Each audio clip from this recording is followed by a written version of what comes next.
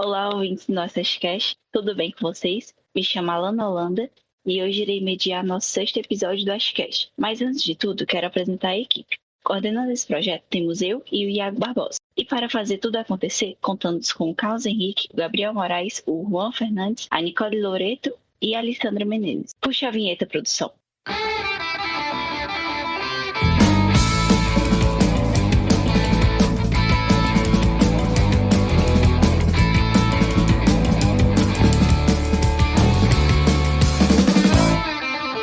Parafraseando o cientista Nicolas Negroponte, a computação já não é mais sobre computadores, é sobre viver.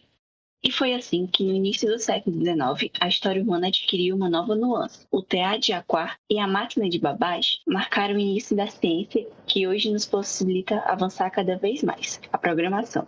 Dando um salto temporal para os anos 70, temos o surgimento da linguagem C, criada nos laboratórios Bell Telefone e difundida para o mundo. Ela, além de muito utilizada atualmente, também deu origem a outras linguagens, bem conhecidas, como C++, JavaScript e Python, muito famoso entre os alunos de engenharias aqui na UFC. E para falar sobre esse tema incrível, trouxemos, em um primeiro momento, 3 convidados extraordinários.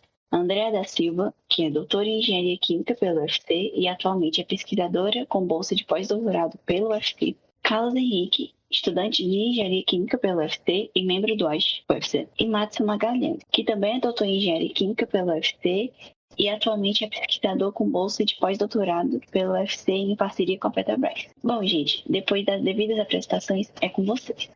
Oi, pessoal. Para quem não me conhece, meu nome é Andréa Pereira. Eu sou formada em Engenharia Química, graduada. Ingressei no curso em 2010. Durante esse período, eu participei da empresa Júnior. Também participei do PET durante 3 anos e meio, 4 anos. E fiz 2 iniciações científicas ainda durante a graduação. Uma dessas iniciações científicas me rendeu meu TCC no tema de trocadores de calor, onde eu desenvolvi um método diferencial transiente utilizando o método de Bell-Delaware, e em seguida eu ingressei no mestrado também no departamento de engenharia química, já um tema bem diferente. Eu trabalhava com reações, a parte de fermentação, também na área de modelagem e simulação, analisando as melhores condições de processo, e no meu doutorado segui na UFC com um tema de dessulfurização de gases exaustos, novamente na área de modelagem e simulação, tá? Nesse caso, a ideia era a gente otimizar um equipamento que era um projeto em parceria com a termoelétrica do PECEM, então a gente estava ali buscando a otimização desse spray dryer. Hoje, eu faço parte do laboratório de modelagem e visualização 3D e atuo em algumas áreas, sendo essa simulação molecular, através da aplicação de método de Monte Carlo na predição de adsorção, investigação de mecanismos de reação por método quântico e aplicação de redes neurais e outros métodos de aprendizado de máquinas para a predição de propriedades físicas, tá? O último trabalho, inclusive, que eu trabalhei foi na predição de tensão interfacial. E junto ao meu pós-doc, eu estou como professora atualmente, como professora substituta no departamento de engenharia química. Então, vamos lá, eu vou dar continuidade rapidinho.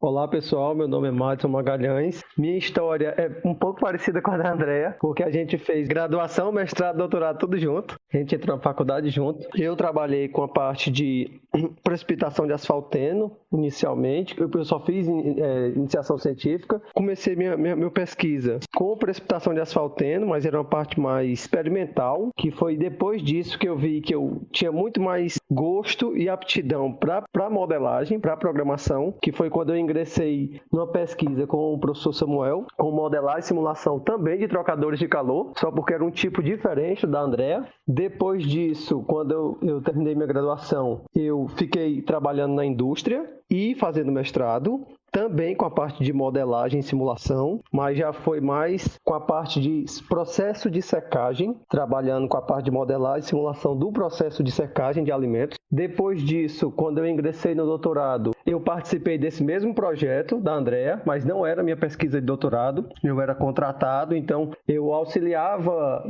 a gente trabalhava junto em alguns segmentos da modelagem e simulação. A Andrea focava na parte do spray dryer e o processo como um todo, a questão da modelagem do processo, a gente fazia junto. Então eu fazia essa parte com ela e meu doutorado era com a parte de síntese enzimática para oligomerização, né? Então eu já fui trabalhar mais com reações químicas, trabalhando com a parte de modelagem e otimização da obtenção desses oligossacarídeos, né? Que era a minha parte. Hoje em dia eu sou bolsista de pós-doc também no laboratório de 3D. Minha parte já é um pouco diferente da Andrea, porque eu continuo mais focado na parte de modelagem e parte de programação. A Andrea mudou um pouquinho, ela está dividida, eu já não estou tanto. Então eu trabalho com a parte de distribuição, caracterização de materiais nanoporosos, fazendo a predição da distribuição do tamanho de poro. E isso tudo trabalhando com a parte da programação. O pessoal tem os experimentos e a gente faz os códigos para poder ter essa predição. E automatização de alguns processos. A gente também tenta automatizar alguns processos. Tento sempre vincular a programação com tudo. Eu tenho um pouco de experiência com a parte de sistemas embarcados, Raspberry, porque é um microcomputador que você pode fazer automação residencial, industrial, usando Python, por isso que é tão legal. Então eu fui atrás um pouco de aprender a parte mais de elétrica, para poder montar circuitos e trabalhar com sensores, que a gente vê na graduação um pouco de sensores, mas o tempo é pequeno e não é o foco da disciplina. Então a gente não vê como programar os sensores, não vê essa parte, mas vê o princípio de medição e os principais sensores, né? Então com essa tecnologiazinha a gente consegue programar os sensores e colocar no processo. Então acho que resumidamente é isso aí.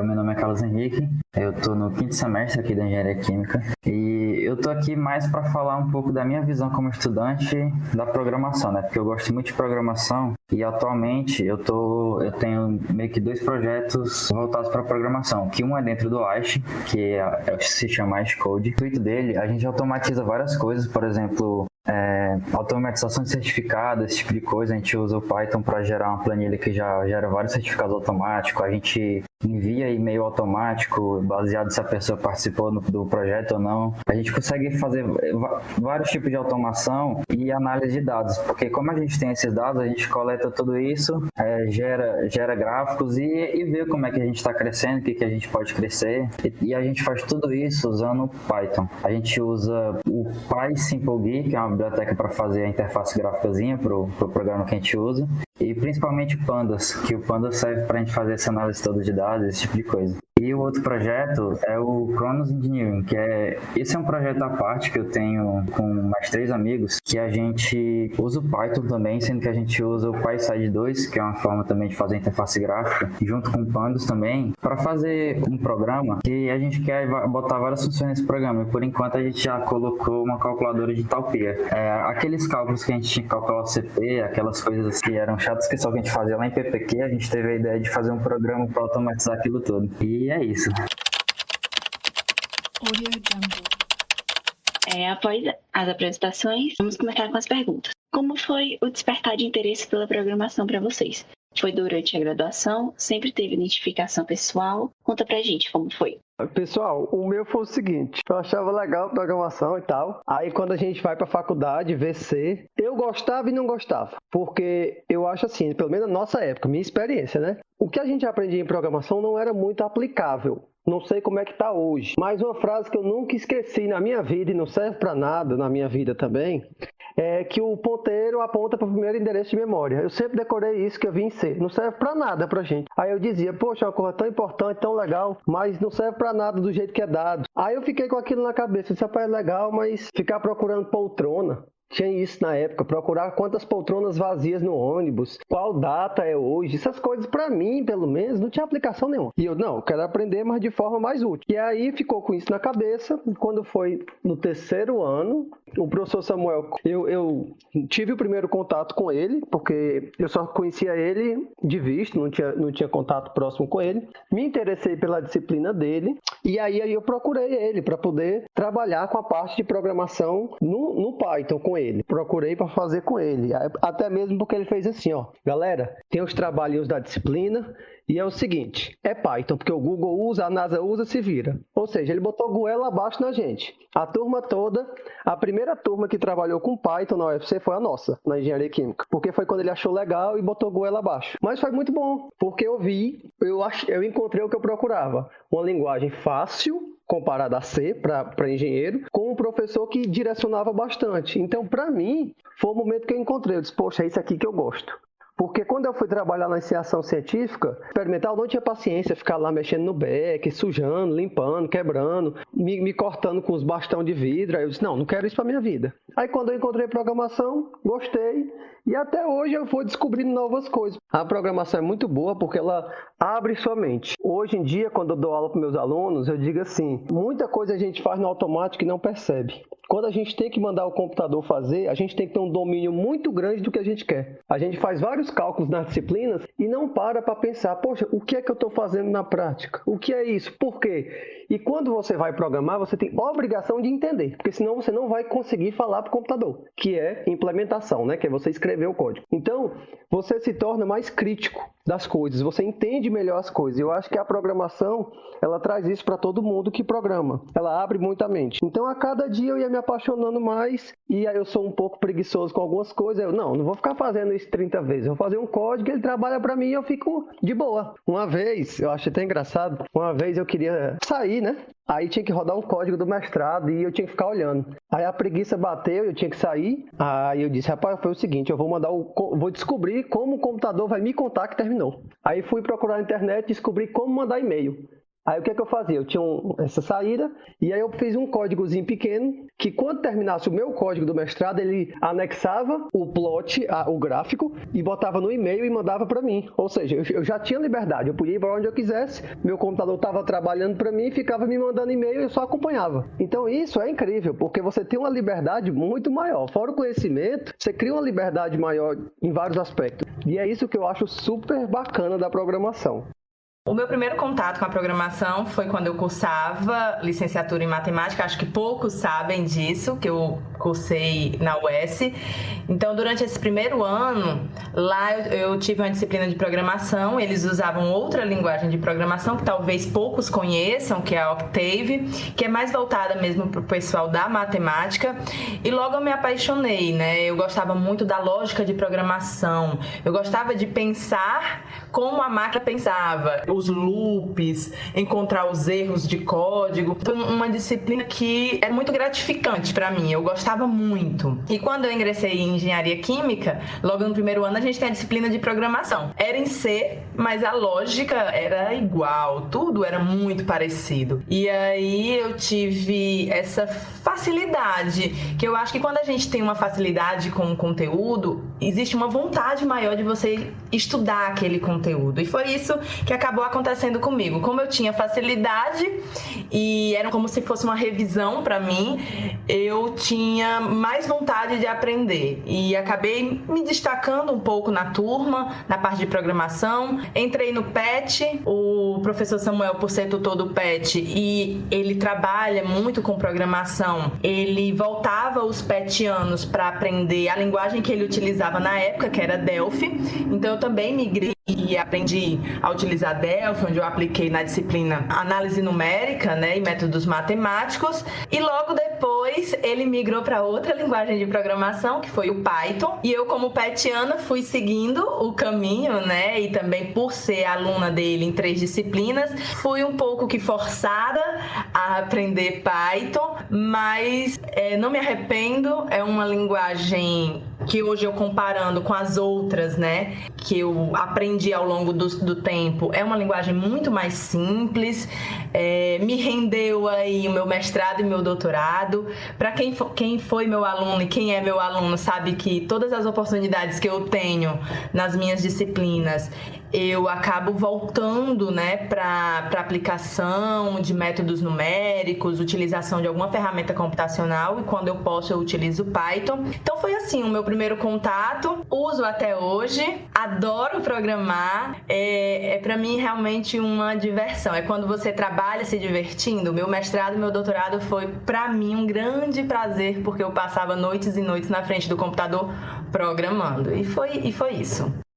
Então, falando um pouco então da minha experiência, né, como eu conheci a programação, eu só conheci o Python, a programação, assim que eu cheguei aqui na UFC, que foi na primeira cadeira, né, de voltar para programação, sendo que no começo foi o baque, porque eu demorei um pouco para me acostumar com a programação e eu passei nessa cadeira assim com 7.0 cravada, sendo que aí assim que eu saí dessa cadeira, eu tava conversando com um amigo, a gente estudava junto na escola, e lá na escola tem um laboratório que tinha vários reagentes, sendo que era tudo desorganizado, e a gente não sabia exatamente quanto tinha de cada. Aí ele me deu a ideia da gente fazer uma base de dadozinha com todos os reagentes e tudo catalogado para quando for alterado alguma coisa no laboratório, se for usado algum reagente, é alterado no programa e o programa já mostra tudo, né? Aí essa foi a primeira aplicação que eu dei assim pro Python e aí foi que eu gostei muito do Python e comecei a estudar mais. Aí depois disso, quando eu entrei no Arch, comecei a ver que precisava algumas coisas que o Python poderia ser usado para otimizar, por exemplo, essa parte de envio de e-mail, de criação de certificado,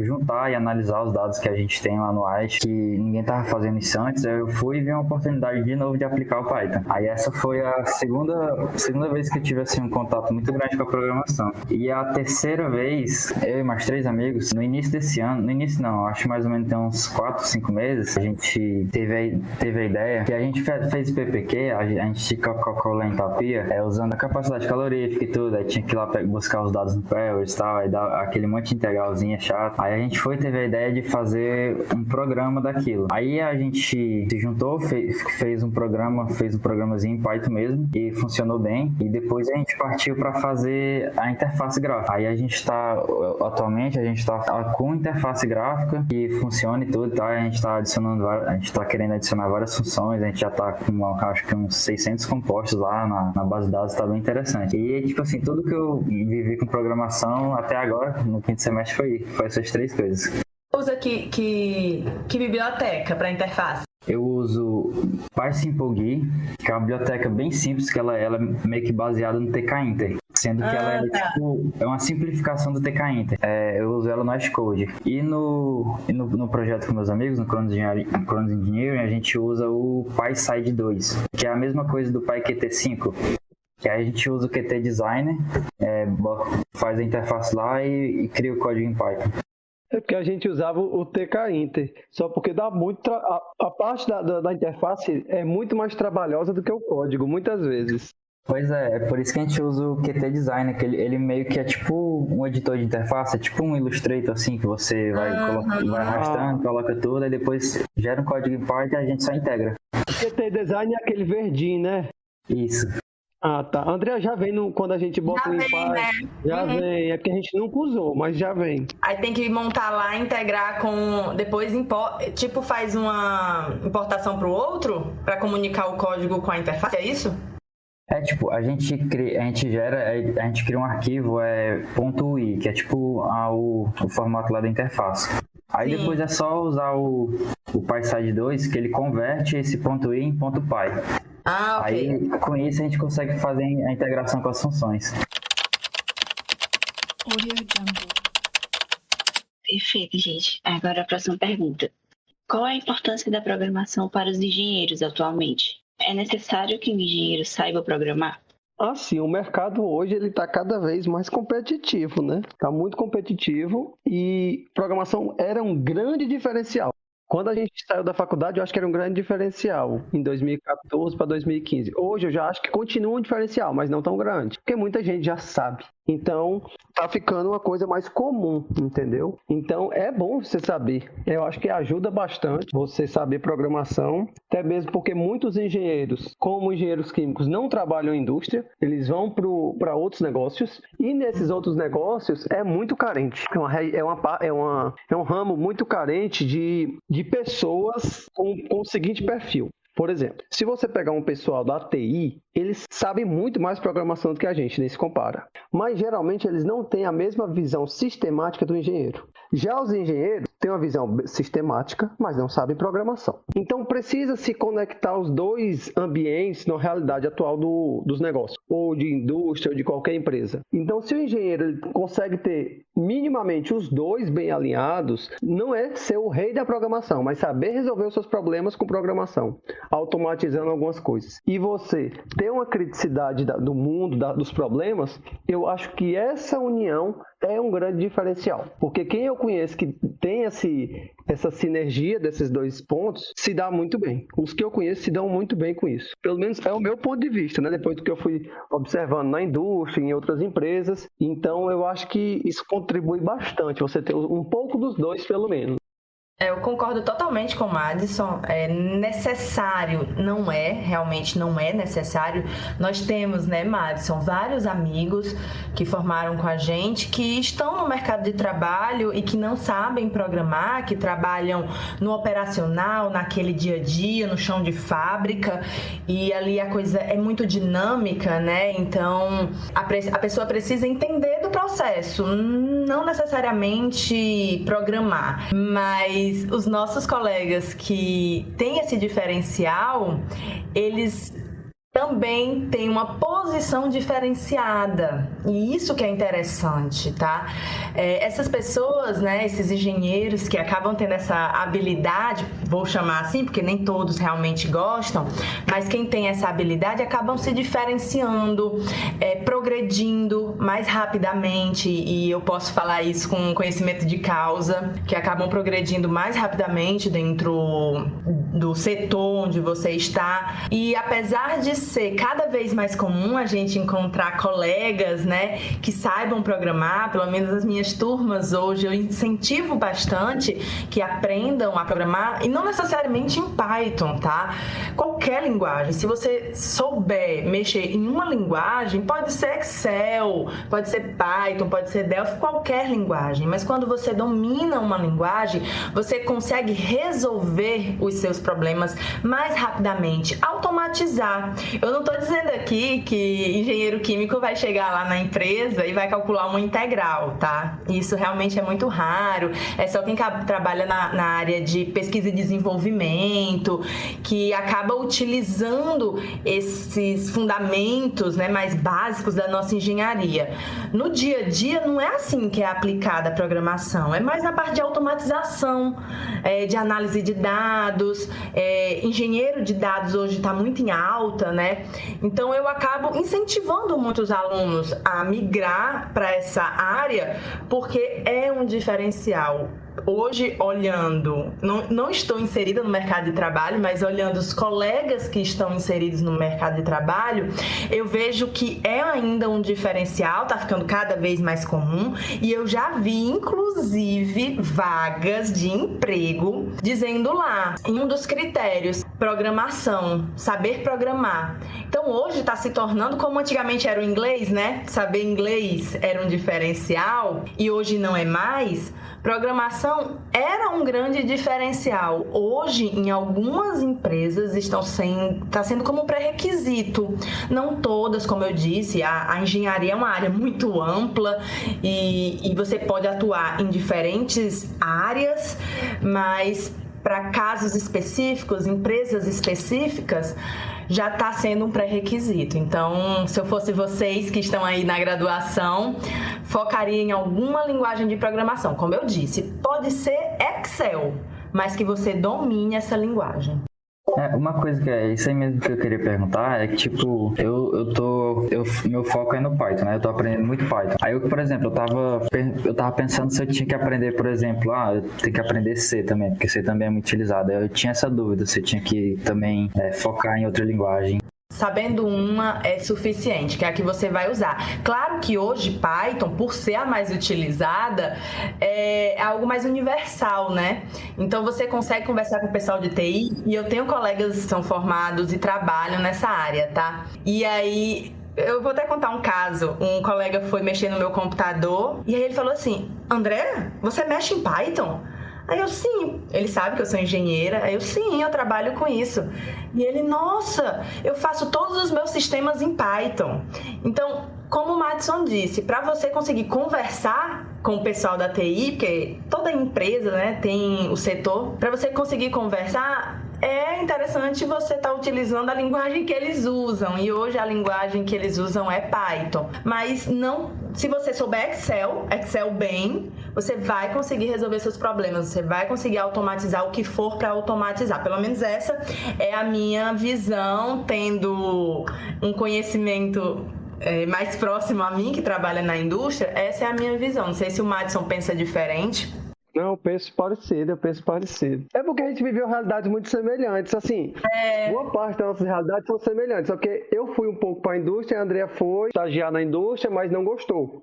Então a nossa principal diferença é porque eu estive inserido no mercado um bom tempo ainda, mas eu vejo muito essa necessidade. E outra coisa, galera, quem tem a necessidade, muitas vezes não sabe que tem a necessidade. Eles estão tão habituados a fazer daquele jeito, tão mecanizados do dia a dia, que você chega, bate o olho e diz, poxa, isso aqui podia ser mais simples. E você produz uma solução simples, programando, que facilita a sua vida e dos outros. E é aí que você vai progredindo. E isso foi o que aconteceu muito comigo quando eu trabalhava numa fábrica de óleo lubrificante. Tinham 2 engenheiros químicos, os 2 da UFC, mais antigos do que eu, mas nenhum dos 2 programava. E eles faziam muita coisa mecanizada. E eu tinha muita preguiça de ficar fazendo aquilo que eu achava perda de tempo. Aí o que eu fazia? Eu ficava só fazendo meus códigos até dar certo. Quando dava certo, eu implementava aquilo. Eu digo, pronto, ó, a partir de agora vamos fazer assim. E a galera achava bom, porque diminuía o trabalho deles. Então você se sente mais produtivo e você acaba que sempre está evoluindo, né? Porque programação não tem limite. É sempre um problema novo, um desafio novo. E aí, como a questão de saber várias linguagens, eu acho que sabendo uma, mas sabendo bem, você desenrola quase tudo. Porque, claro, o Python é muito bom para algumas coisas, mas o C é melhor em outras. Mas não é porque o C é melhor em outras que o Python não vai resolver. Por exemplo, a gente vai resolver um problema que resolver uma equação diferencial. O Python é ótimo, um pequeno código resolve. Mas fazer uma interface gráfica já não é tão bom, já demora mais. Então, tudo tem pró e contra. Se você dominar uma, eu acho que você desenrola muito bem. O Python ele é baseado em várias linguagens, em C, C++, Fortran, e se eu não me engano, não sei se Java. Ou seja, ele pega um pouquinho de cada. Então, se você dominar uma, eu acho que você consegue se dar muito bem hoje e no futuro, né? Porque a tendência é cada vez ser as coisas mais automatizadas. Então, a gente tem que sempre procurar olhar para frente. Por exemplo, uma coisa que eu tenho visto, o Python, dá para você fazer blockchain com Python. Eu não estou querendo falar de Bitcoin em si, porque o povo hoje em dia, nós como engenheiros temos que pensar o seguinte, a gente tem que pensar na infraestrutura das coisas. Quando as pessoas falam em Bitcoin, elas pensam em quê? Só em comprar e vender, que é a moeda digital, e esquecem que para nós engenheiros tem uma coisa muito mais importante, a estrutura dela. E dá para se fazer em Python uma estrutura de blockchain, porque é uma tecnologia muito disruptiva. Então, existe uma tendência muito grande, inclusive, já tem algumas indústrias que estão tentando implementar blockchains nela dentro da indústria, na Europa.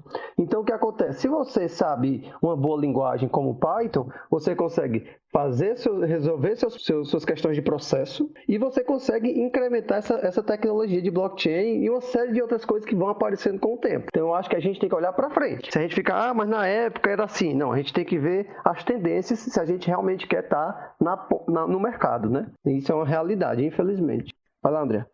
Vou contar um pouquinho algo pessoal, mas eu acho que vai ser interessante para quem tá ouvindo. Eu tava numa confraternização da empresa do meu marido e conversando, acabaram perguntando o que é que eu fazia e tal. Aí eu disse que trabalhava com programação, na época eu estava no doutorado, finalizando o meu doutorado. E aí brincaram, né? Disseram, você trabalha com programação também e tal. E ficou a brincadeira no ar no dia dessa confraternização. Algumas semanas depois, o gerente do setor onde meu marido trabalha me ofereceu um emprego para eu trabalhar lá, porque eu sabia programar. A única coisa que eles sabiam de mim é que eu estava finalizando o doutorado e que eu sabia programar. E eles me ofereceram um emprego para alguém que nunca tinha entrado no mercado de trabalho. Recusei, como o Madison disse, não é minha área, tá? Eu amo a docência, mas para vocês terem noção de como essas empresas, elas são carentes de pessoas, de engenheiros que saibam programar.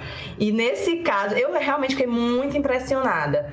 E nesse caso, foi um grande diferencial. Então, é só para que vocês tenham noção aí de que ter isso no currículo e saber de verdade programar hoje pode abrir muitas portas. Acabando esse episódio aqui, eu já vou abrir o Pacharme aqui de novo.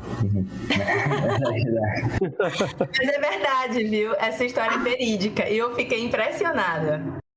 E são áreas muito distintas, galera. Vocês podem encontrar necessidade em coisas que vocês nunca esperaram, pode ter certeza. É só você ter a mente aberta. Eu não sei se é porque também eu tô na docência, mas a Andrea me conhece há muito tempo, ela sabe que eu tenho uma visão de um mundo muito misturada, eu gosto um pouco de tudo, então sempre me meti muito em negócio. Então, quando posso ver alguma coisa assim, uma oportunidade que a galera tá carente, eu digo, rapaz, isso aqui dá pra melhorar fazendo tal coisa. E às vezes a galera se empolga e pede pra gente tentar ajudar a fazer uma solução, fazer um protótipo de alguma coisa.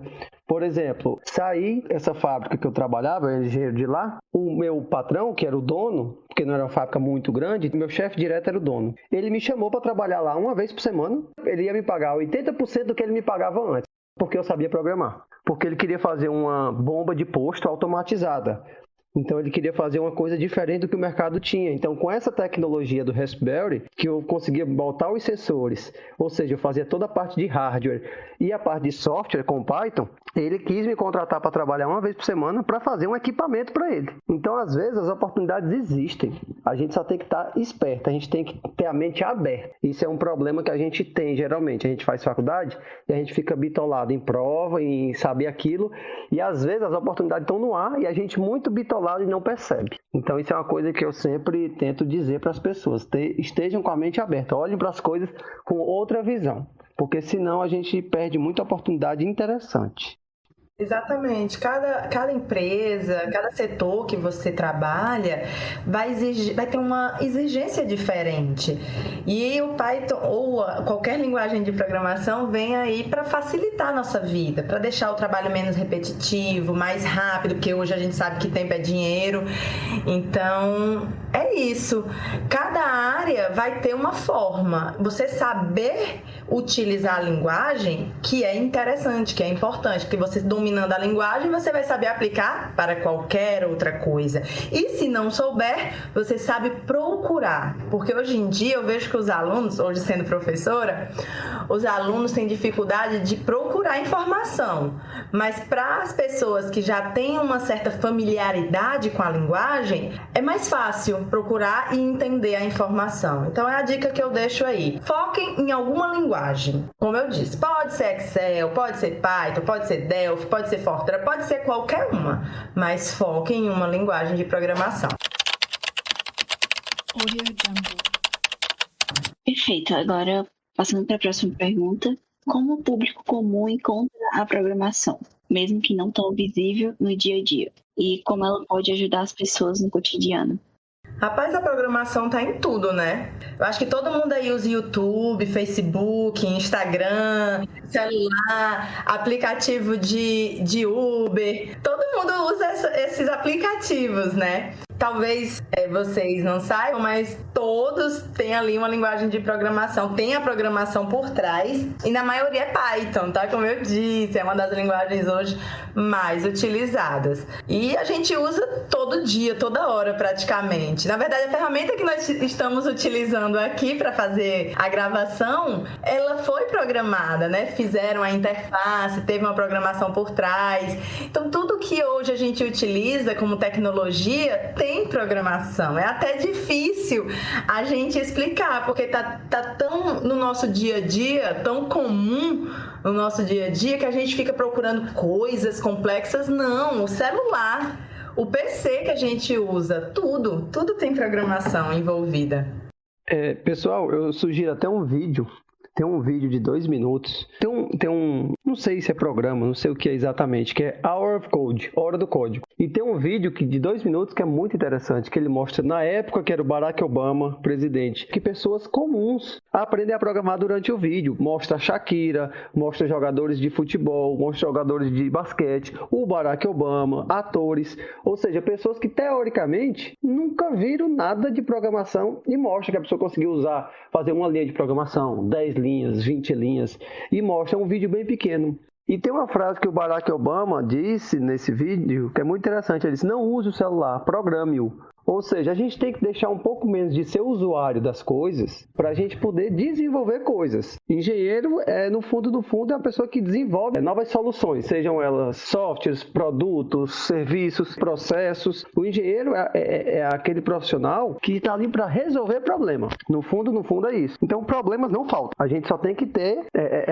entender bem o problema para poder chegar na solução. E geralmente as soluções vêm por meio de programação, porque a gente quer facilitar a vida. E o programa vai estar rodando, fazendo aquela mesma coisa toda hora, evitando que a gente tenha trabalho repetitivo. Aí você até perguntou como pode ajudar, né, no nosso cotidiano. Eu acho que tudo isso que a gente falou ajuda. Tem um aplicativo de Uber, ajuda no nosso dia a dia.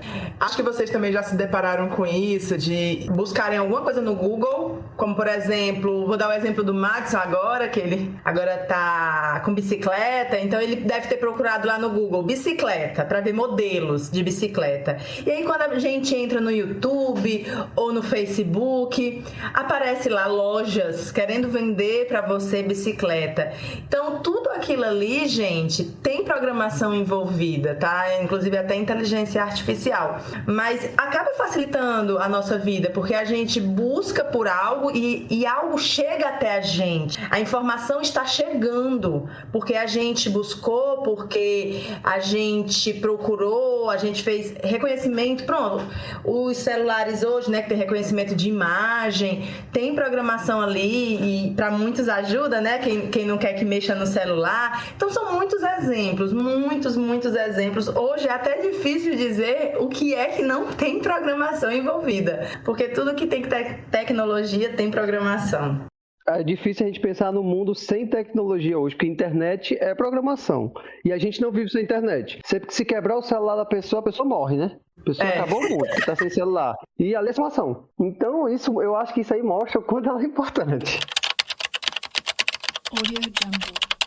Então, já seguindo essa linha de raciocínio, quais linguagens vocês recomendam para aqueles que desejam ingressar nesse mundo?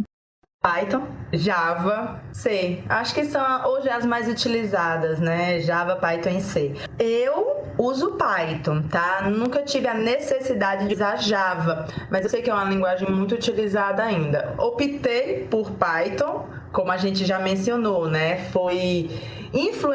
Eu fui totalmente influenciada pelo ambiente onde eu estava, porque eu era petiana, porque eu tive que cursar 3 disciplinas com o professor Samuel, então fui influenciada a estudar Python, mas eu vejo o Python hoje como uma linguagem muito simples, é um código aberto, é gratuito, então tem muitas vantagens, além de ser uma das linguagens mais usadas no mundo. Então, se você sabe Python no Brasil e for trabalhar na Europa, você vai poder utilizar Python. E o Python, ele tá aí usando por trás dele muitas outras linguagens. E é uma linguagem de alto nível, é simples. Basicamente, você programa dizendo para o computador o que você tem que fazer, o que ele tem que fazer, só que em inglês, né?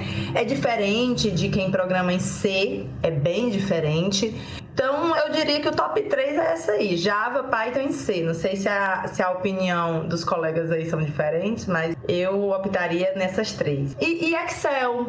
Apesar de Excel, a gente não dá tanto valor, quem programa mesmo não dá tanto valor para o Excel, mas eu diria que por ser algo muito simples, né? É uma linguagem que ainda é muito utilizada.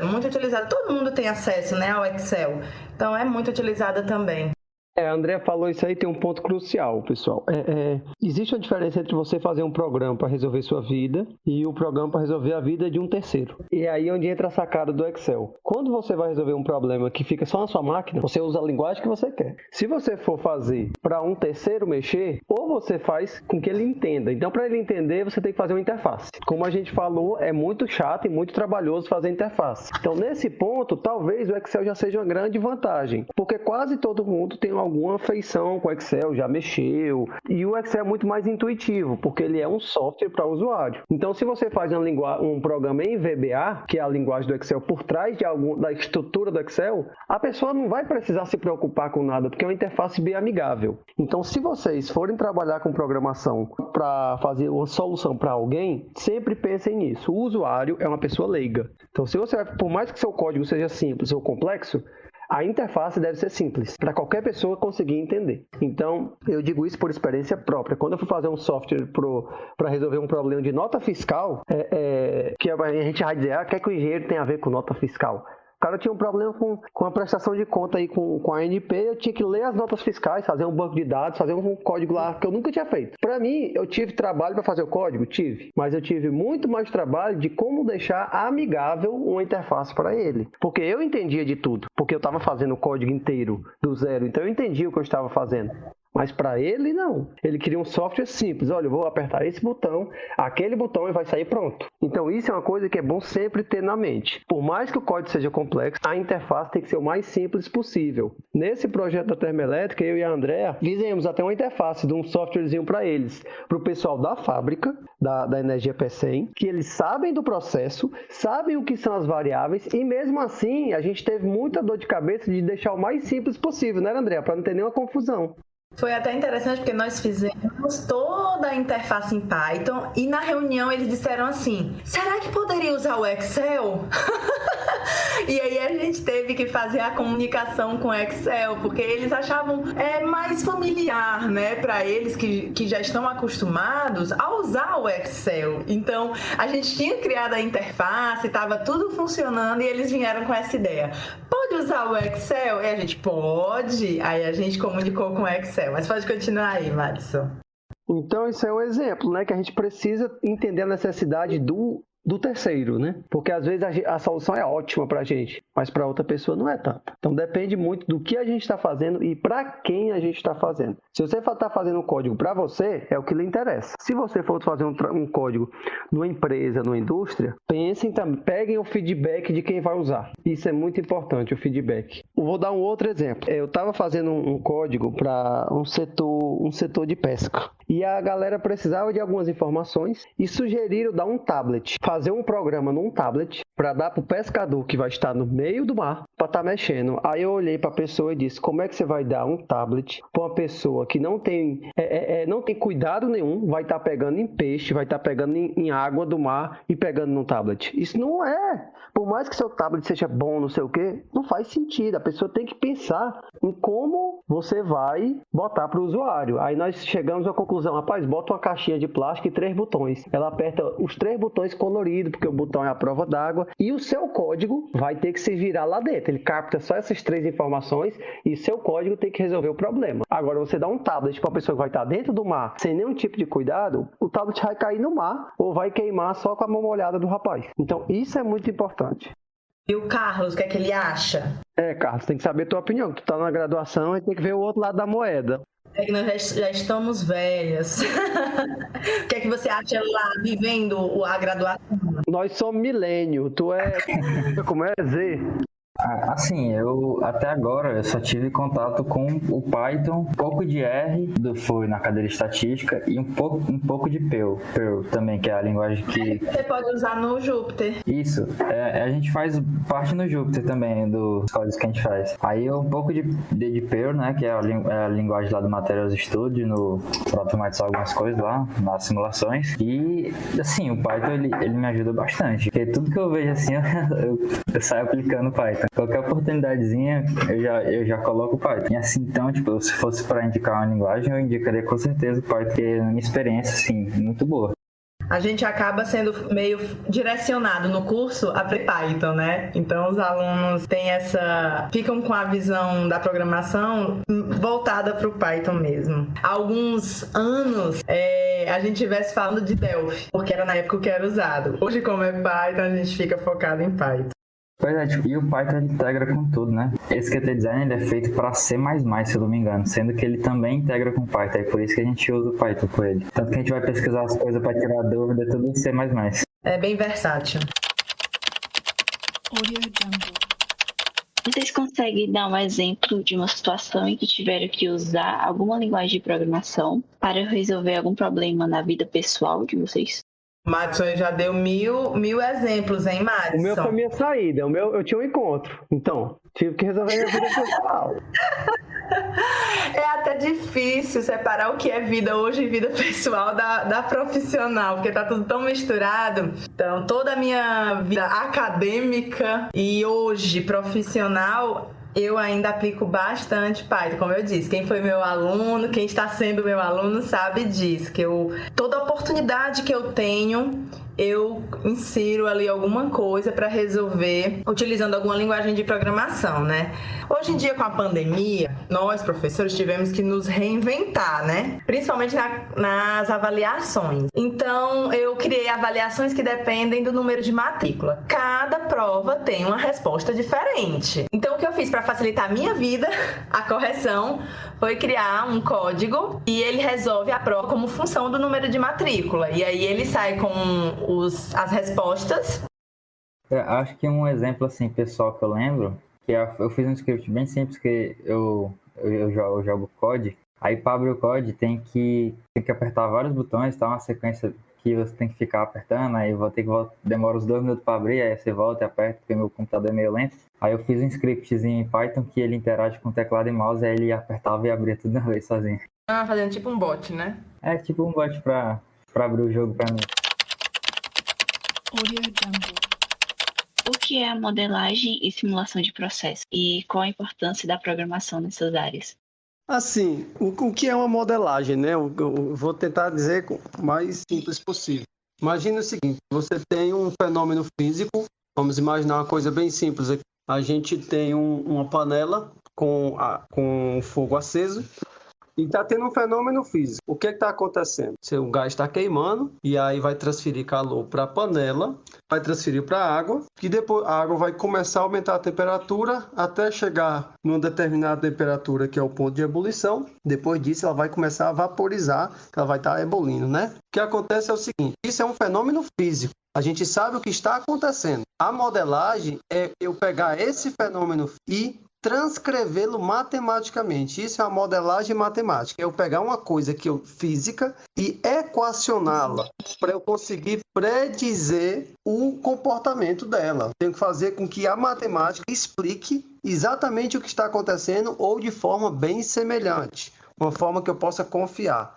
Então, de grosso modo, a modelagem é isso, é uma representação matemática de um fenômeno físico. Então, a gente fala muito modelagem e simulação e pensa que é uma coisa só, e não é.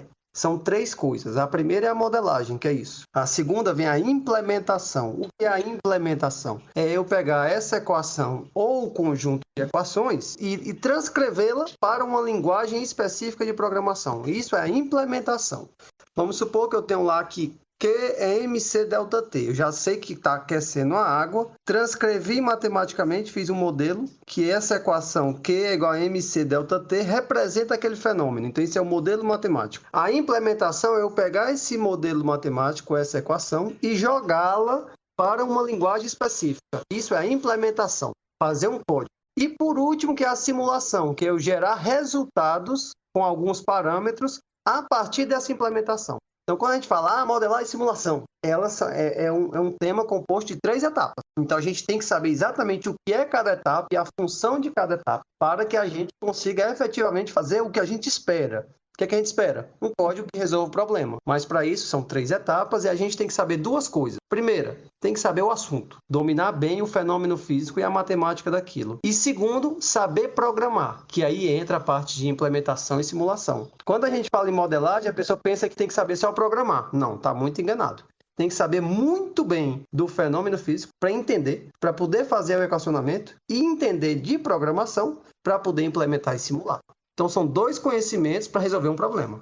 E também, eu vou até complementar, porque o Madison passou por 3 etapas. E é exatamente o que ele disse. A gente passa por uma modelagem. Primeiro é a compreensão física do processo, como ele disse.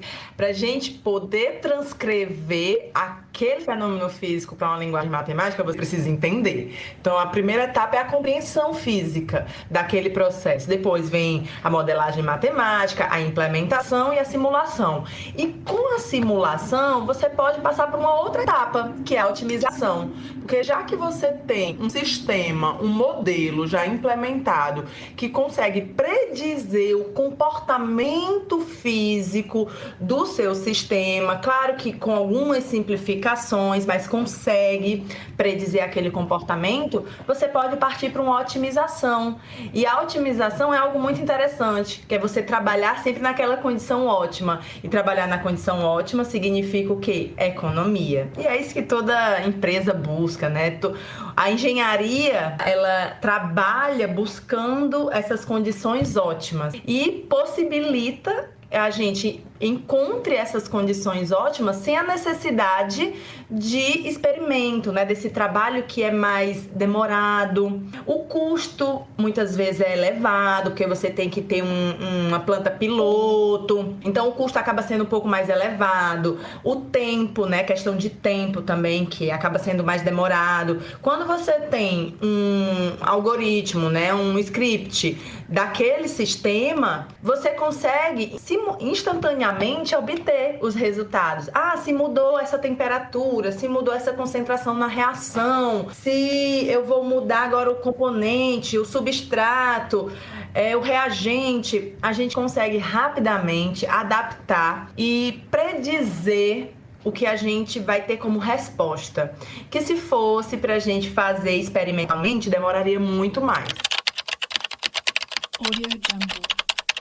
Como um aluno recém-formado pode encontrar programação em seu local de trabalho, por exemplo, uma refinaria de petróleo? Pois nesse caso, os problemas seriam algo além daqueles clássicos exercícios da disciplina de programação. Olha, como eu tinha mencionado, eu acho que aplicar o que nós vimos nas disciplinas mais específicas, como fenômenos de transporte, reatores químicos, acho que só se você trabalhar na área de pesquisa e desenvolvimento da empresa, ou se você estiver implementando uma nova fábrica, né, analisando algum equipamento específico. Nesses casos, sim, você vai ter uma abordagem similar o que a gente vê em sala de aula, mas muito mais complexo, né? Vocês devem saber que em sala de aula a gente simplifica bastante os problemas para que muitas vezes vocês consigam resolver na mão, né? Na hora da prova. E na vida real não é tão simples assim.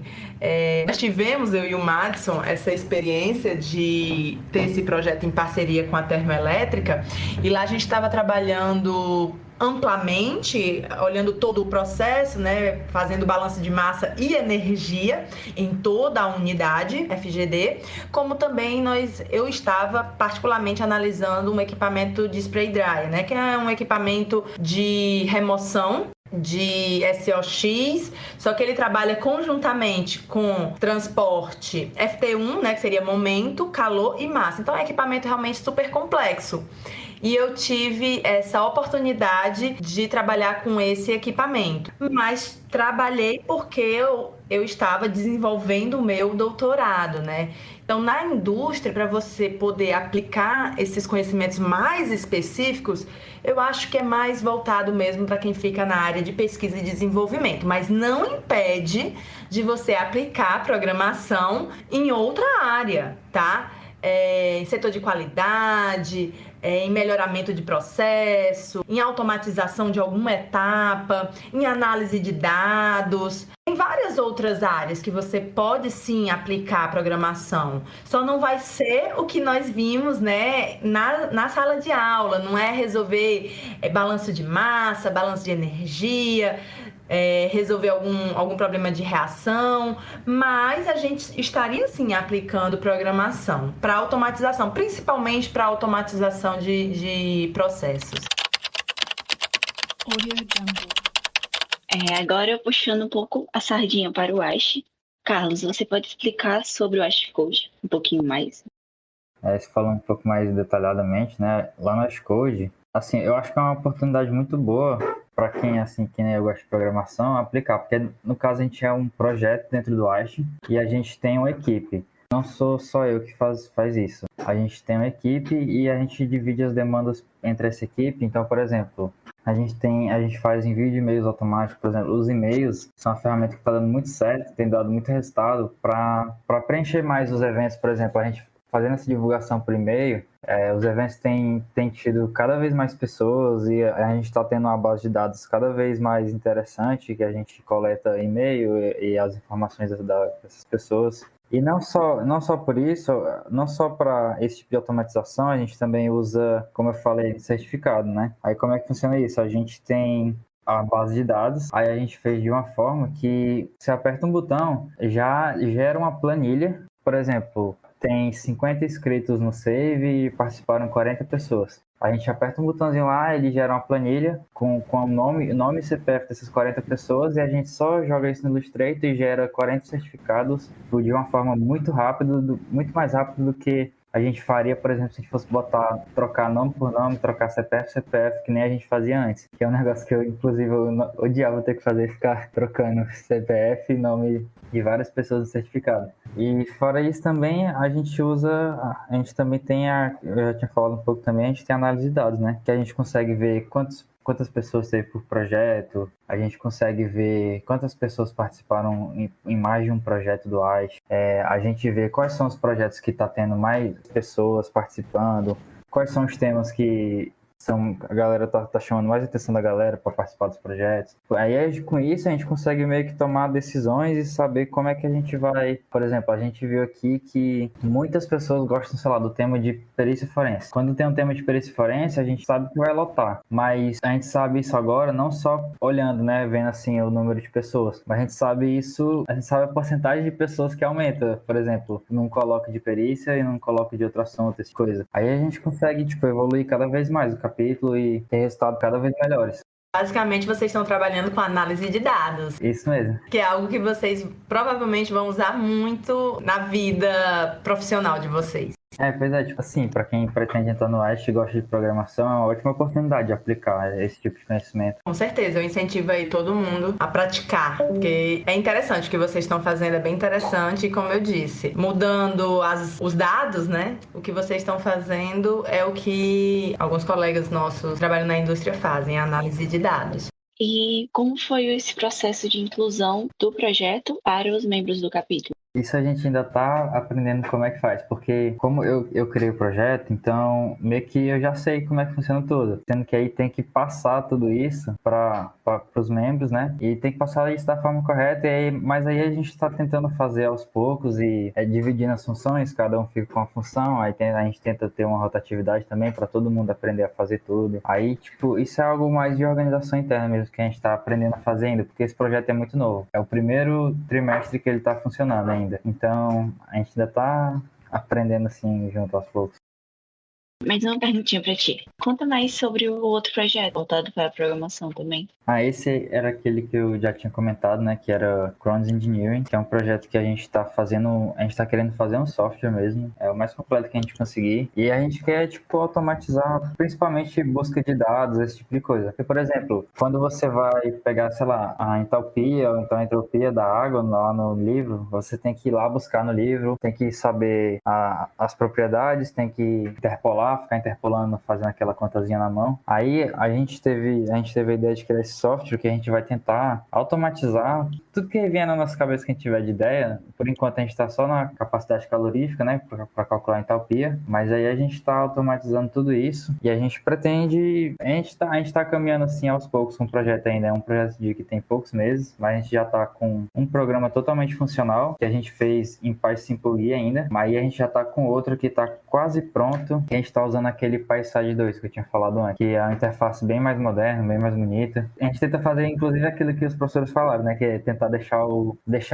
software da forma mais simples possível, mais intuitivo possível. Isso realmente dá muito trabalho. Isso é bem legal, viu? Eu acho que o Madison lembra que nós fizemos algo parecido com o que vocês estão fazendo quando a gente estava na nossa iniciação científica. Lembra, Madison, que a gente pegava as tabelas termodinâmicas, a gente botou tudo no Excel e puxava do Python e colocava as equações e a gente tinha as propriedades físicas, tudo também com a parte de programação. A gente colocava temperatura e tinha CP, tinha condutividade, várias propriedades físicas. Só que nós não tivemos a preocupação de fazer uma interface, porque nós mesmos iríamos utilizar. E dessa forma, fazendo uma interface, vocês podem disponibilizar para qualquer pessoa usar. E isso é que é legal, né?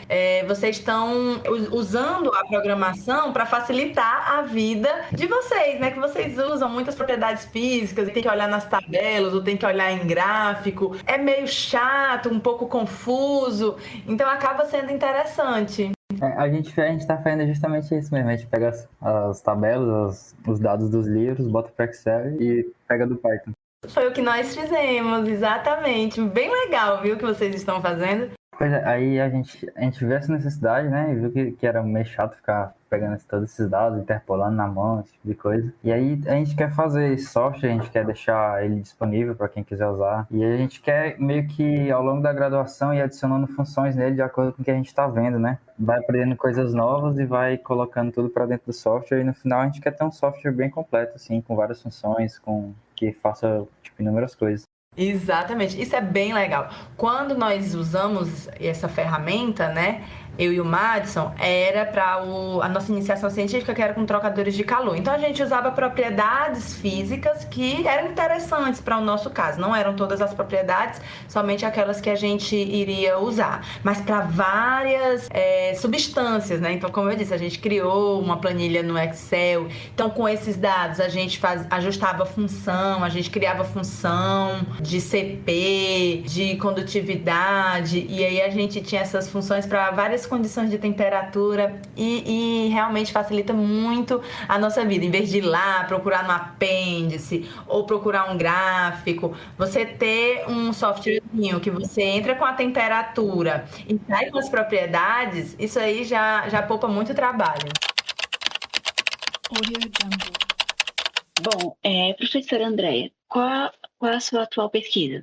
Hoje eu estou no laboratório de modelagem e visualização 3D. Lá eu atuo na área de simulação molecular, através da aplicação do método de Monte Carlo, né, para predição de quantidades adsorvidas. Também trabalho com a parte de investigação de mecanismos de reação por método quântico, que é algo muito novo para mim.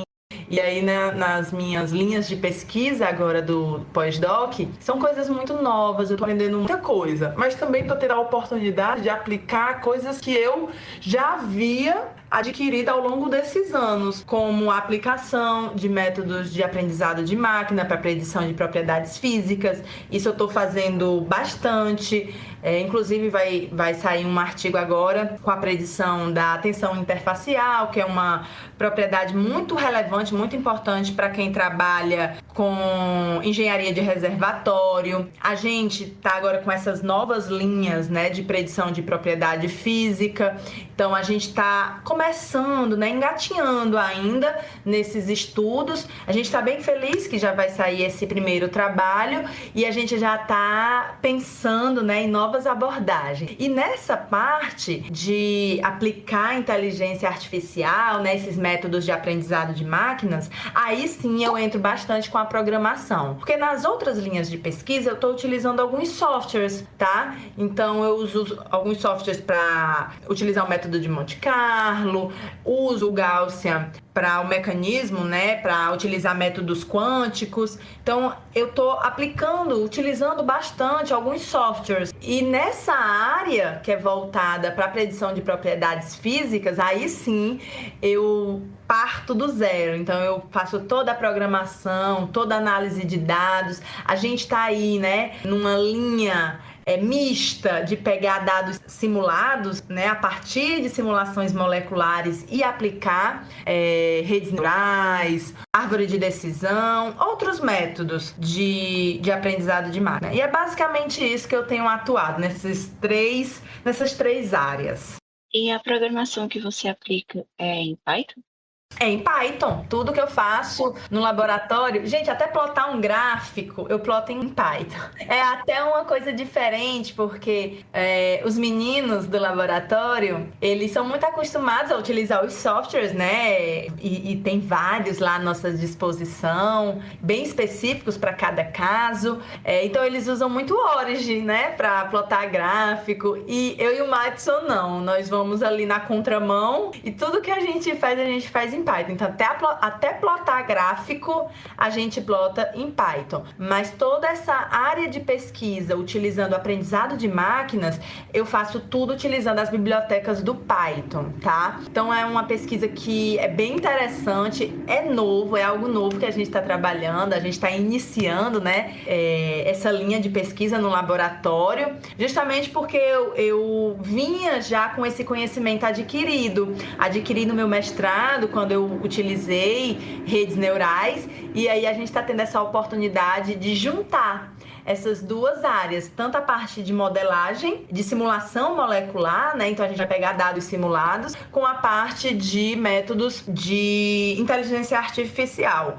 Existem vários métodos, tá? Floresta aleatória, árvore de decisão, suporte de máquinas de vetores, redes neurais. E aí eu vou estudando, abordando e vendo o comportamento desses métodos e tudo utilizando Python. E é bem legal mesmo. A senhora citou redes neurais. Poderia explicar um pouquinho melhor o que são? Posso sim. Na verdade, redes neurais ganhou popularidade agora, né? Antigamente ninguém falava disso, ninguém sabia nem o que era isso. E hoje em dia todo mundo já ouviu falar em inteligência artificial, redes neurais. Mas, apesar de ser algo que está muito em alta hoje, é um assunto já bastante antigo. Acho que vocês podem até ficar surpresos em saber que já na década de 60 foi desenvolvido um modelo de rede neural não linear e adaptativo, que incorporava um algoritmo de aprendizado supervisionado já bastante eficiente para a época. Então isso já faz o quê? 60 anos.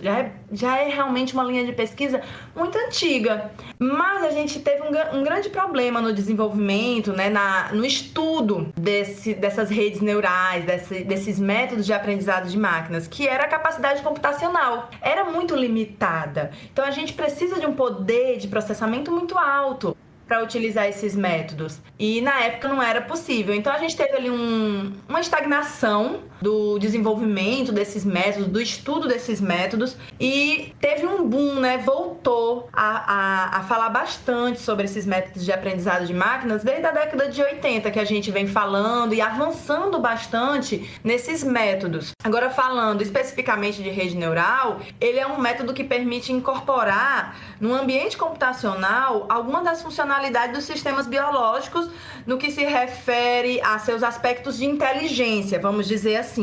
É como se fosse, de forma muito simplificada, o cérebro humano, tá?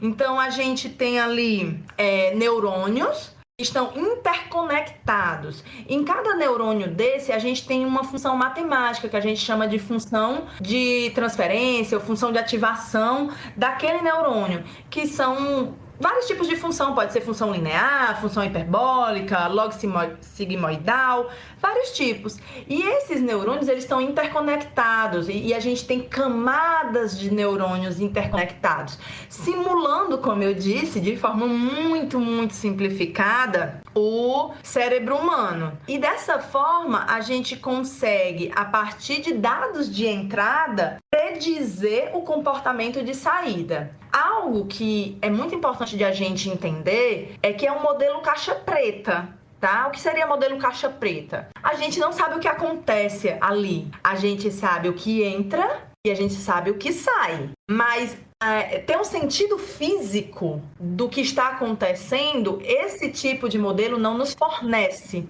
Tá bom? Então, quando a gente quer entender a física do processo, não é aconselhável a gente utilizar esses métodos de aprendizado de máquinas. Mas quando a gente quer predizer uma saída e não nos interessa, a gente não está interessado em saber o que está acontecendo fisicamente, aí é uma alternativa muito, muito viável.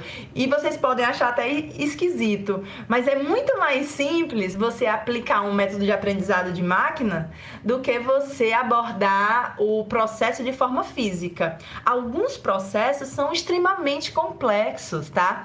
Eu vou dar aqui um exemplo para vocês. No meu mestrado, eu trabalhei com reações fermentativas, né?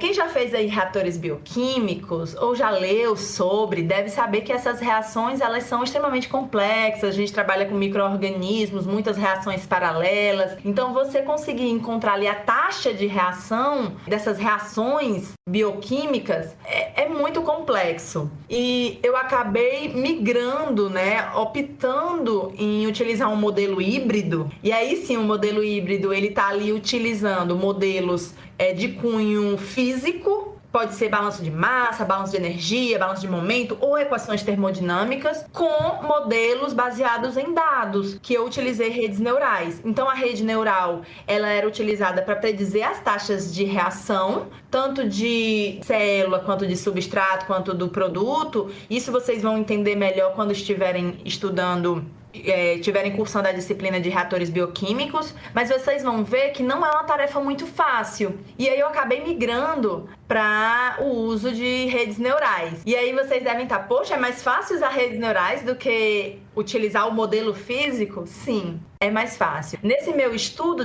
nesse meu trabalho, né, que eu desenvolvi no meu mestrado, a gente chegou sim a desenvolver um modelo físico totalmente baseado nos mecanismos da reação, né? Mas a gente chegou a um modelo extremamente complexo, muito complexo. Eu acho que tinha 19 parâmetros, era realmente muito complexo. E a gente achou que era justificável aplicar redes neurais. E utilizando redes neurais, saiu rapidamente. Foi o esforço mental que eu tive para desenvolver o modelo mecanístico foi muito maior do que o esforço que eu tive para implementar a rede neural. Outro exemplo que eu posso dar para vocês, que é bem mais recente, que eu estou trabalhando agora no meu pós-doc, é a predição de propriedade física, né? Eu já mencionei que a gente trabalhou aqui para predizer a tensão interfacial de alguns sistemas. Na verdade, foram 2 sistemas, de metano, CO2 e água, e o outro sistema de metano, CO2 e água com sal, né, uma salmoura, justamente por conta do pré-sal. Então, essa área de pesquisa voltada para esse campo de reservatório. E esses dados, né, essas correlações para predição dessas propriedades, mas essas correlações, elas estavam fornecendo valores que eram muito discrepantes dos valores experimentais. Tinha um erro associado muito alto. É uma propriedade física que não tem um comportamento linear, ou um comportamento... Na verdade, o comportamento é muito não linear, ele é muito anômalo. E por conta disso, é muito difícil a gente conseguir uma correlação que consiga predizer esse comportamento. Então, a gente migrou também para o uso de redes neurais. Então, quando a gente tem sistemas extremamente complexos, difícil prever, é uma justificativa você partir para esses modelos baseados em dados, né? Baseado em informação. Aí são alguns dos exemplos. Eu acho que deu para dar uma clareada no que seria e como a gente pode aplicar esses métodos de aprendizado de máquina. Espero que tenha ficado claro. Nesse tema ainda, eu já aqui no YouTube já caí em várias aulas assim, tipo a rede neurais em Python, inteligência artificial em Python, sendo que aí eu nunca parei para ver mesmo, que eu tenho uma dúvida se valeria a pena ou se é complexo demais para mim por agora. Aí, tipo, vale a pena eu tentar dar uma olhada nisso ainda no nível que eu tô? O que eu posso lhe dizer é que é difícil entender como funcionam as redes neurais. A matemática por trás, tá? É muito difícil. Eu tive, sim, que estudar, né, por conta do meu mestrado, toda a parte matemática. É muito complexa. Mas no Python existem bibliotecas. A rede neural, né, os métodos de rede já estão implementados. Então, para usar a ferramenta, usar a biblioteca é muito simples. Se você assistir um tutorial, você consegue utilizar. É muito simples usar as bibliotecas. O difícil é entender a matemática. Mas para usar as bibliotecas, você não precisa entender a matemática. Eu precisei entender porque era o meu trabalho, né? Mas para quem só está interessado em obter os resultados, basta assistir um vídeo tutorial. É muito simples. Usar a biblioteca é muito simples. Bom, professor Madison, explica um pouco pra gente como é o seu trabalho com a modelagem e como ele é aplicado na sua pesquisa. Pronto, como eu falei anteriormente, eu caminhei em várias linhas diferentes, né? Inicialmente eu trabalhei com modelagem de trocadores, de calor, depois eu fui para processo de secagem, depois para reação enzimática, né? De oligomerização, e por fim eu parei no pós-doc aqui na parte, trabalhando com uma coisa que eu nunca tinha trabalhado, que é a parte mais de simulação molecular, mas mesclando a modelagem nessa simulação molecular, porque a simulação molecular é um ramo muito específico, né? Do estudo de materiais. Então, o que é que eu aplico na minha parte de modelagem no laboratório, na minha pesquisa? O professor, outros alunos de pós-doc, alunos de graduação, mestrado, doutorado, que trabalham com a parte de simulação molecular, conseguem predizer kernels. São as características de adsorção de determinados materiais. A gente tem um material nanoporoso, como um carbono, e a gente quer entender que é caracterizar os materiais. A pessoa pode ter vários tipos de carbono, cada um vai ter uma distribuição do tamanho de poro. Cada material nanoporoso tem uma quantidade de nanoporos. Então, o que acontece? Existem os kernels que são feitos via simulação molecular, e com os softwares de simulação molecular consegue caracterizar cada tipo de poro. Então, essa é a parte da simulação molecular. E existe o experimento do pessoal. O pessoal faz experimentos e tem uma curva experimental de adsorção. Ele consegue analisar a pressão e a quantidade absorvida. E onde é que entra a modelagem e simulação aí? Que é onde é que eu entro? Eu pego os dados experimentais da pessoa, junto com esses kernels, que vai predizer a quantidade absorvida por tipo de poro, e aí a gente faz um equacionamento matemático para quê? Para encontrar a distribuição do tamanho de poro. Quanto tem de cada tipo desses poros? Vamos supor que eu tenha 7 poros diferentes. Então, o que é que a modelagem vai fazer? Ela vai conseguir predizer quanto tem de cada tipo de poro específico para conseguir bater com o experimental, ou seja, para caracterizar aquele nanomaterial. Então essa é uma das linhas de pesquisa que eu faço no pós-doutorado. Um complemento disso é o quê? Que é de programação, mas não muito de modelagem. É uma automatização disso. Como assim? A gente fez um script para ficar no site e a pessoa só coloca o arquivo dela, os dados dela e-mail, automaticamente a gente recebe esse e-mail no computador,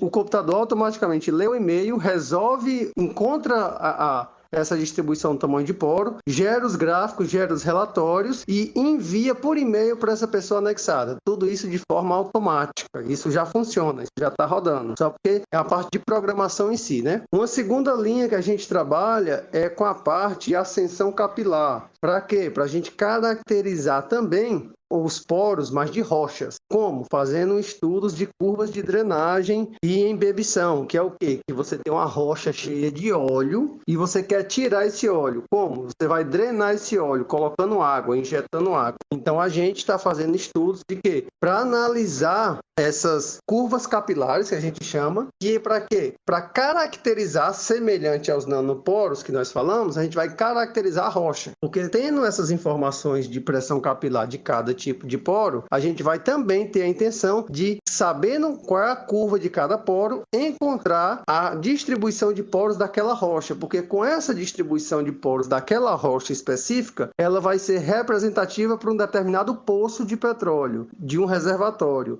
Então, tendo a caracterização dessa rocha, dessa amostra para aquele reservatório, a gente consegue o quê? Fazer uma série de simulações para predizer o comportamento do reservatório, de como a gente vai agir para ter o máximo de eficiência na extração. Essa parte do reservatório em si já não é com a gente, pelo menos não é comigo.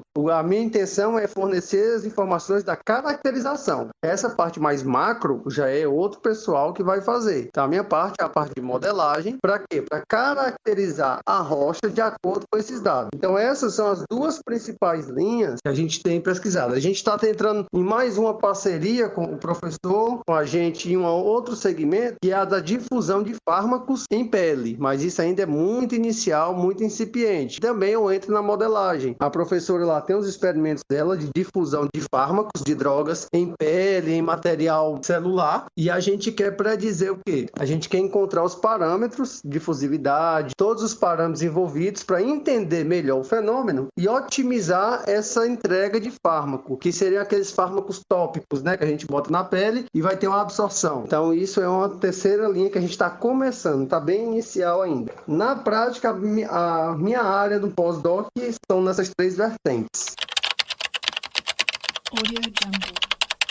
Então, nossa conversa super proveitosa sobre programação na engenharia está chegando ao fim. Esperamos ter inspirado vocês a conhecerem um pouco mais sobre esse mundo tão interessante que é a programação. E é para você que quer aprender mais e mais sobre esse tema que a gente pergunta aos nossos convidados se eles têm alguma indicação de livros, de filmes ou de séries que você, entusiasta da programação, precisa conhecer. Eu indico o filme O Jogo da Imitação, que ele fala do primeiro computador inventado, do Alan Turing, que foi durante a guerra. Então eu acho que é um filme que mostra os primórdios do primeiro computador e é bem interessante a gente ver que programação a gente fala que é legal e tudo, mas é muito desmotivante quando o código não roda. Isso acontece muitas vezes, tá? E lá vocês vão ver que é muita frustração até rodar, até funcionar. Agora, quando funciona, realmente é uma alegria muito grande, que vocês também vão perceber no filme. Também uma série que eu não cheguei a concluir, na verdade comecei a assistir há pouco tempo, que fala que tem um pouquinho de programação envolvido, é Como Vender Drogas Rápido, é da Netflix. É bem jovem, é uma série bem atual, numa linguagem bem jovem, talvez vocês gostem. E não se esqueçam de nos seguir por aqui para não perder os próximos episódios. E agora queremos deixar o espaço para que nossos convidados divulguem seus canais e se despeçam de vocês. Eu fiz um canal, tenho a intenção de ficar postando conteúdos de Python, de programação, para poder desmistificar muita coisa e ajudar quem está começando, né? Porque foi uma dificuldade que eu tive, particularmente, eu acho que a André também teve, que não tinha material. Se você perguntar, mas você indica algum livro? Eu nunca li um livro de programação. A gente foi aprendendo na marra, de acordo com a necessidade. Então, fiz esse canal e estou devagarzinho postando as coisas, espero postar com mais frequência, materiais para ajudar todo mundo que tem intenção de programar, principalmente aplicado em engenharia. Então, se vocês quiserem seguir lá no canal, o canal é meu nome mesmo, Madison Magalhães. Depois vocês podem dar uma olhadinha, tem 3 vídeos e eu espero quando vocês assistirem esse podcast já ter mais vídeos, se Deus quiser. Eu não tenho nenhum canal para divulgar, mas fica aí a dica que vocês estudem programação. Apesar de parecer que não vai ser útil, mais tarde vocês vão ver que vocês vão poder sim aplicar em várias áreas, né? Dependendo do que vocês estão trabalhando, vocês vão sim conseguir aplicar, automatizar e facilitar a vida de vocês. Então estudem, foquem na programação que vai facilitar. É um facilitador. Tá? É uma ferramenta que veio para facilitar a vida do engenheiro. Então, usem essa ferramenta. E para finalizar, gostaríamos de agradecer aos nossos ilustres convidados pela participação e também a nossa maravilhosa equipe de roteiro e edição, pois sem eles esse episódio não aconteceria. Até o próximo episódio.